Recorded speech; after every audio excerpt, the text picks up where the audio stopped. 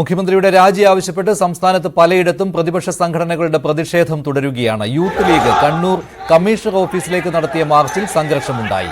Barricade മറികടക്കാൻ ശ്രമിച്ച പ്രവർത്തകർക്ക് നേരെ പോലീസ് 3 തവണ ജലപീരങ്കി പ്രയോഗിച്ചു. പോലീസും പ്രവർത്തകരും തമ്മിൽ ഉന്തും തള്ളുമുണ്ടായി.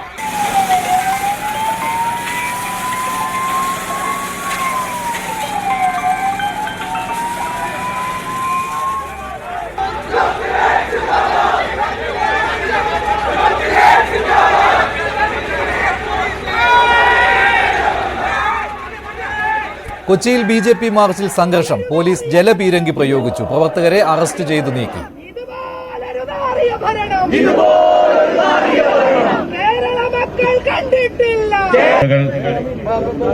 പാർട്ടിയുടെ സംസ്ഥാന വക്താവ് ശ്രീ KVS ഹരിദാസ് അവർ രാജി ആവശ്യപ്പെട്ട് സെക്രട്ടേറിയറ്റിലേക്കും ബി.ജെ.പി. പ്രവർത്തകർ മാർച്ച് നടത്തി. വലിയ സ്വർണ്ണ തട്ടിപ്പിനെ സംബന്ധിച്ചും അതോടൊപ്പം തന്നെ കൊള്ളയെ സംബന്ധിച്ചും മാഫിയ ബന്ധങ്ങളെ സംബന്ധിച്ചുമുള്ള ചിന്തകളും അതിന്റെ പേരിലുള്ള തർക്കങ്ങളുമായിട്ട് കേരളത്തിലെ ഭരണകൂടം അകപ്പെട്ടിരിക്കുന്ന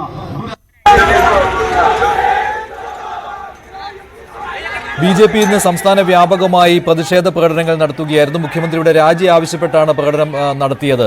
കൂടുതൽ വിവരങ്ങളുമായി തിരുവനന്തപുരത്ത് നിന്ന് വി വിനോദ്, കൊച്ചിയിൽ നിന്ന് ആജ്ഞ രവീന്ദ്രൻ എന്നിവർ ചേരുകയാണ്. ഇപ്പോൾ കാണുന്ന ദൃശ്യം കണ്ണൂരിൽ യൂത്ത് ലീഗിന്റെ പ്രതിഷേധ മാർച്ചാണ്. അതിന് നേരെ പോലീസ് ജലപീരങ്കി പ്രയോഗിച്ചതിന്റെ ദൃശ്യങ്ങളാണ്. ബി.ജെ.പി. ഇന്ന് തിരുവനന്തപുരത്തും കൊച്ചിയിലുമാണ് ശക്തമായ പ്രതിഷേധം സംഘടിപ്പിച്ചത്. കൊച്ചിയിൽ ആജ്ഞ രവീന്ദ്രൻ ചേരുകയാണ്. ആജ്ഞ, പല സമയത്തും കൊച്ചിയിൽ പോലീസിനെതിരെ വാക്കേറ്റം ഉണ്ടായിരുന്നുവല്ലോ, ഇപ്പോൾ എന്താണ്, പ്രകടനം അവസാനിച്ചോ?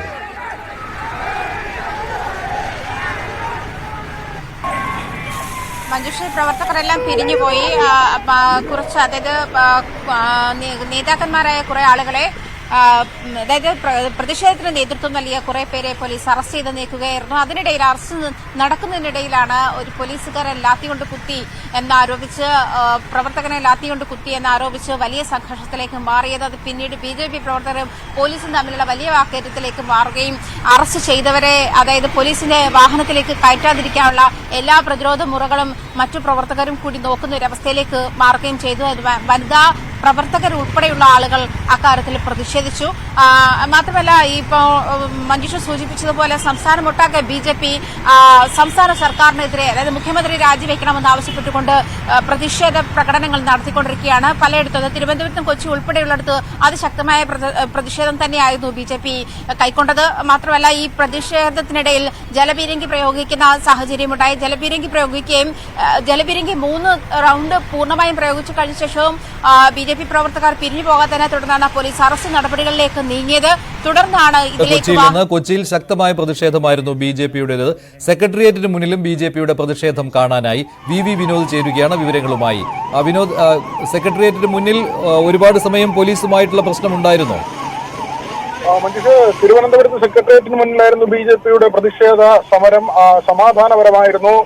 ജലപീരങ്കിയോ ലാത്തിചാർജോ പോലുള്ള നടപടികളിലേക്ക് പോലീസിന് പോകേണ്ടി വന്നില്ല. വി മുരളീധരനാണ് ഈ പ്രതിഷേധ ധർണ ഉദ്ഘാടനം ചെയ്തത്. ADGP അജിത് കുമാറിന്റെ കൈവശം മുഖ്യമന്ത്രിയുടെ നിരവധി രഹസ്യങ്ങളുണ്ട്. അതുകൊണ്ടാണ് ADGPയെ ഈ തരത്തിൽ മുഖ്യമന്ത്രി സംരക്ഷിക്കുന്നതെന്ന പ്രധാനപ്പെട്ട ആരോപണമാണ് ബി.ജെ.പി. ഉന്നയിക്കുന്നത്. അതേസമയം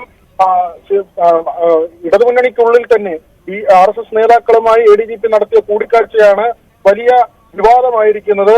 ഇതുവരെ ബി.ജെ.പിയുടെ ഭാഗത്ത് നിന്ന് ഈ തരത്തിൽ സ്വർണ്ണ കള്ളക്കടത്ത് അല്ലെങ്കിൽ സ്വർണം ADGP തട്ടിയെടുത്തു തുടങ്ങിയ കാര്യങ്ങളിലൊക്കെയും ഒരു കാര്യമായ സമരപരിപാടി ഉണ്ടായിരുന്നില്ല എന്നത് ശ്രദ്ധേയമാണ്. ഇന്ന് സഭാ സമ്മേളനം തുടങ്ങുന്ന ദിവസമാണ്. ഇതിനു മുൻപുള്ള ദിവസങ്ങളിലൊന്നും തന്നെ ബി.ജെ.പിയുടെ ഭാഗത്ത് നിന്ന് ഏതെങ്കിലും തരത്തിൽ ശക്തമായ സമരപരിപാടികൾ ഉണ്ടായില്ല എന്നതുകൂടി ഇപ്പോൾ ശ്രദ്ധേയമായ ഒരു കാര്യമാണ്. ഏതായിരുന്നാലും ഇന്ന് ബി.ജെ.പി. ജില്ലാടിസ്ഥാനത്തിൽ മുഴുവൻ കേന്ദ്രങ്ങളിലും സർക്കാരിനെതിരെയുള്ള സമരപരിപാടികളുമായി രംഗത്തെത്തി. മുഖ്യമന്ത്രിയുടെ രാജി ആവശ്യപ്പെട്ടായിരുന്നു സമരം. രക്തസാക്ഷി മണ്ഡപത്തിന് മുന്നിലും വി മുരളീധരൻ മുഖ്യമന്ത്രിക്കെതിരെയുള്ള അദ്ദേഹത്തിന്റെ പ്രസ്താവനകൾ നടത്തിയിരുന്നു. പ്രധാനമായും ADGP മുഖ്യമന്ത്രി ബന്ധം, അതോടൊപ്പം തന്നെ PR ഏജൻസിയുമായി ബന്ധപ്പെട്ട കാര്യങ്ങൾ. മുഖ്യമന്ത്രിയുടെ അറിവോടുകൂടിയാണ് PR ഏജൻസിയുടെ പ്രവർത്തനം. നേരത്തെ തന്നെ ഇത്തരത്തിൽ കാര്യങ്ങൾ PR ഏജൻസിക്ക് നൽകിയിട്ടുണ്ട്. ക്യാപ്റ്റൻ എന്ന പേര് പോലും മുഖ്യമന്ത്രിക്ക് ചാർത്തി കിട്ടിയത് PR ഏജൻസിയുടെ പ്രവർത്തന ഫലമായാണ്. തുടങ്ങിയ ആരോപണങ്ങളിലേക്കായിരുന്നു ബി.ജെ.പി. നേതാക്കളെല്ലാം തന്നെ അവരുടെ പ്രസംഗങ്ങൾ കേന്ദ്രീകരിച്ചത്. ADGPയും മുഖ്യമന്ത്രിയും തമ്മിൽ അവിശുദ്ധ ധാരണയുണ്ട് എന്നതിനപ്പുറത്തേക്ക് മറ്റ് വിവാദ വിഷയങ്ങൾ, അതായത് RSS നേതാക്കളുമായുള്ള കൂടിക്കാഴ്ച ഉൾപ്പെടെയുള്ള കാര്യങ്ങളുണ്ട്. അത്തരത്തിലുള്ള കാര്യങ്ങളിലേക്കോ അങ്ങനെ അതിൽ ADGPയെ അത്തരത്തിൽ ബന്ധപ്പെടുത്തിയുള്ള വാക്കുകളിലേക്കോ നേതാക്കളാരും പോയില്ല. BJP ദിവസങ്ങൾ നിശബ്ദമായിരുന്ന ശേഷമാണ് ഇന്ന് സമരപരിപാടികളിലേക്ക് എത്തിയതെന്നതും ശ്രദ്ധേയമാണ്. മഞ്ജുഷ്. ശരി, വിനോദാണ് വിവരങ്ങൾ നൽകിയത്. മറ്റൊരു പ്രധാനപ്പെട്ട